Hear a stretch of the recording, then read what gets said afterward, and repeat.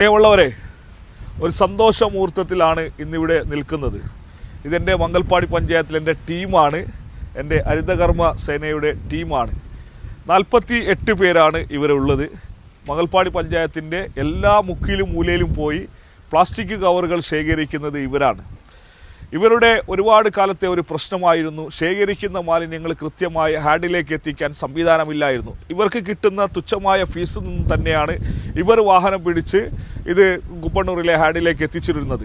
അതിനൊരു ശാശ്വതമായ പരിഹാരം ഇപ്പോൾ ഞങ്ങൾ കണ്ടെത്തിയിരിക്കുകയാണ്. പഞ്ചായത്തിൽ ഹരിതകർമ്മസേനയ്ക്ക് വേണ്ടി പുതിയ വാഹനം എടുത്തിരിക്കുകയാണ്. മംഗൽപ്പാടി ഗ്രാമപഞ്ചായത്ത് ഹരിതകർമ്മസേന വാഹനം ഇവിടെ മംഗൽപ്പാടി പഞ്ചായത്തിൻ്റെ എല്ലാ മേഖലകളിലേക്കും വരുന്നതാണ്. ഇവർ ശേഖരിക്കുന്ന പ്ലാസ്റ്റിക് കവറുകൾ ആ നിമിഷം തന്നെ വാഹനത്തിലാക്കി നമ്മുടെ കുപ്പണ്ണൂരിലെ കരമാലിന്യ പ്ലാന്റിലേക്ക് കൊണ്ടുപോവുകയാണ്. ആ ഒരു സന്തോഷ മുഹൂർത്തത്തിലാണ് ഞങ്ങൾ ഇവിടെയുള്ളത്. അതിൻ്റെ ഈ വണ്ടിയുടെ ഡ്രൈവർ, ഇവിടെ പുതിയതായി നിയമിച്ച പ്രിയപ്പെട്ട ഡ്രൈവറുണ്ട്.